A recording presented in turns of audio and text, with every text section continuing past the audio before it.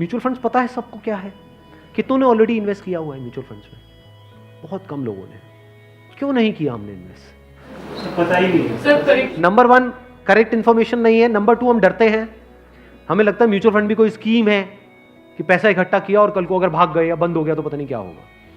ये पैसा आपका 100% सेफ है because it is regulated by SEBI. तो यहां पे डरने की जरूरत नहीं है कि मेरा पैसा चला जाएगा। और कहते हैं SIP is an excellent option. SIP का मतलब होता है कि आपने अपना एक अमाउंट फिक्स कर लिया, हर महीने का इतना अमाउंट तो SIP में देना ही देना है म्यूचुअल फंड में। अब म्यूचुअल फंड कैसे चूज करें? हजारों म्यूचुअल फंड है। लार्ज कैप इक्विटी फंड को पकड़ो।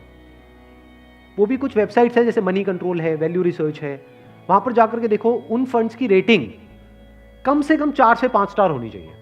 कोई ऐसा फंड है उसकी 1 या 2 स्टार की रेटिंग है, मत करो उसमें। बल्कि ऐसा फंड होना चाहिए जो हर वेबसाइट पे 4 या 5 स्टार की रेटिंग हो। अब आपने क्या किया कि हर महीने का अपना एक अमाउंट फिक्स कर लिया। दैट कुड बी एनीथिंग, 1000 रुपए, 2000 रुपए, 3000 रुपए, 4000, 5000, what ever that amount is. SIP के थ्रू ऑटोमेटिकली इतना अमाउंट आपके अकाउंट से डेबिट होता चला जाएगा over a period of next 10 years, 20 years, 30 years. अभी स्मार्ट इन्वेस्टमेंट क्यों है? एक तरफ से मैं इंश्योरेंस के लिए मना कर रहा था, इसके लिए स्मार्ट क्यों है? क्योंकि यहां पे आपका पैसा नहीं कट रहा है। जो पैसा आप लगा रहे हो पूरा का पूरा इन्वेस्ट हो रहा है। इसमें भी 2 ऑप्शन है, एक आप ब्रोकर के थ्रू जा सकते हो, एक है डायरेक्ट जा सकते हो। तो वहां पे आपका 1% और बच जाएगा।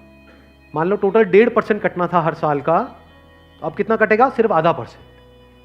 अभी 1% सुनने में छोटा लगता है, but over a period of 20-30 years ये लाखों रुपए का होता है। मतलब डिसीजन लेने में कुछ मिनट्स लगते हैं इन बातों को समझने में, लेकिन आने वाले टाइम में यही फर्क होगा कि आपके अकाउंट में लाखों है, करोड़ों है, क्या है। अच्छा, म्यूचुअल फंड क्यों और स्टॉक्स क्यों नहीं? क्योंकि स्टॉक्स में आप 1 या 2 या 4 में इन्वेस्ट कर रहे हो। म्यूचुअल फंड जो है वो डिवाइड कर देते हैं। वो मान लो 50 में उन्होंने इन्वेस्ट कर दिया, तो अब अगर उसमें से एक कंपनी बंद भी हो गई तब भी प्रोपोर्शनेटली जो आपने इन्वेस्टमेंट करी है उसमें उसका परसेंटेज क्या था? मान लो 2%, तो आपका 100 रुपए 98 रह गया, बस इतना ही हुआ।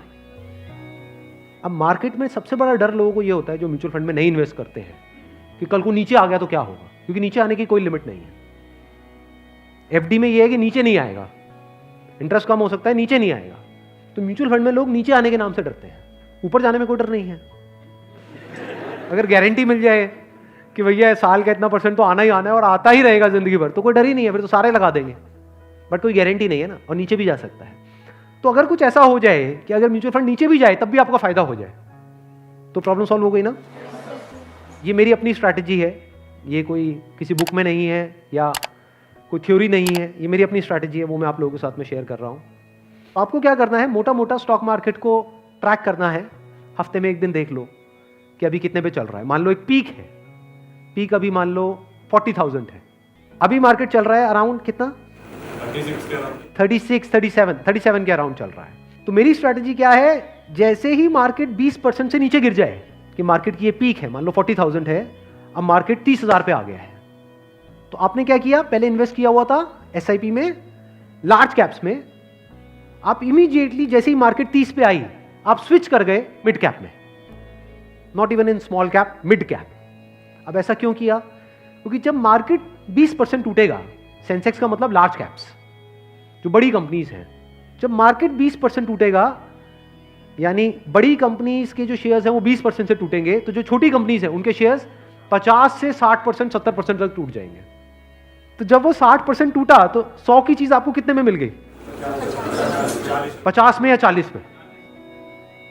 तो जब मार्केट नीचे भी गया तो आपका फायदा हो रहा है। ये स्ट्रैटेजी समझ आ गई? वापस से जैसे ही मार्केट जो भी लास्ट उसकी पीक थी, मान लो 40,000, उससे 20% ऊपर गया, तो मिड कैप से आप स्विच कर गए वापस से लार्ज कैप में। ये स्ट्रैटेजी जो है ये मैंने सीखी है वॉरेन बफे से। उनका जो बेसिक सा फंडा है, मतलब अगर एक लाइन के अंदर बोला जाए, वो क्या है कि जब मार्केट बहुत ज्यादा ग्रीडी हो तो डरो, और जब मार्केट डरा हुआ है तो ग्रीडी हो जाओ। बेसिक सा फंडा है। मतलब जब सब डरे हुए हैं तो थोड़े से लालची हो जाओ, और जब सब लालची हो रहे हैं, मतलब मार्केट ऊपर भाग रहा है, तो डरने लग जाओ। तो लार्ज कैप में डर कम है, मिड कैप में डर ज्यादा है। तो जैसे ही मार्केट नीचे जाएगा, मिड कैप को सब छोड़ देंगे, उस वक्त आप उसको पकड़ लोगे। तो अब चाहे मार्केट ऊपर उठे तब भी आपका फायदा है, नीचे गिरे तब भी आपका फायदा है। आप वेट कर रहे हो, मैं आज एक्चुअल में वेट कर रहा हूं। लोग हैं डरते हैं, जो म्यूचुअल फंड में इन्वेस्ट करते हैं, स्टॉक्स में इन्वेस्ट करते हैं, लोग डरते हैं कि मार्केट नीचे ना आ जाए, मार्केट ऊपर। मैं वेट कर रहा हूं, जाए तो सही नीचे, समझ गए? क्योंकि लार्ज कैप टूटेगा 20%, तो मिड कैप टूट जाएगा 60%। तो मेरा 100 रुपए लगा हुआ था तो 80 रह जाएगा, उस 80 को उठा करके मैं मिड कैप में डाल दूंगा, फिर आराम से बैठ जाऊंगा कुछ सालों के लिए। जैसे ही मार्केट ऊपर जाएगा, मतलब लोग लालच से तड़प रहे हैं, तब जैसे ही 20% ऊपर गया, मान लो 48,000 पे गया, मिड कैप से हट करके मैं आ जाऊंगा लार्ज कैप में, वापस से सेफ हो गया। अब जो नया पीक बन गया वो क्या बन गया? 48,000। आज की रेट में क्या है? 40,000। अब 48,000 पे 2020 चलेगा। आ गया गेम समझ में? तो यहां से आप पीसफुल हो, नहीं तो लोग डरे ही रहते हैं, म्यूचुअल फंड के नाम से डरते हैं। क्यों डरते हैं? अरे कम हो रहा है, कम हो रहा है, कम हो रहा है। कम हो रहा है तो बढ़िया है, तब भी आपका फायदा है, और बढ़ रहा है तो फायदा है ही है।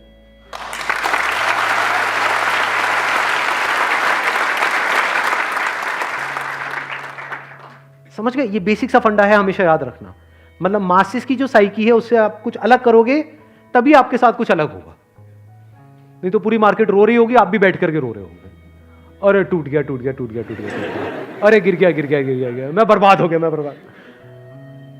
बर्बादी में भी आपका जश्न होगा अगर इस तरह से आप समझ पा रहे हो तो। Thank you so much.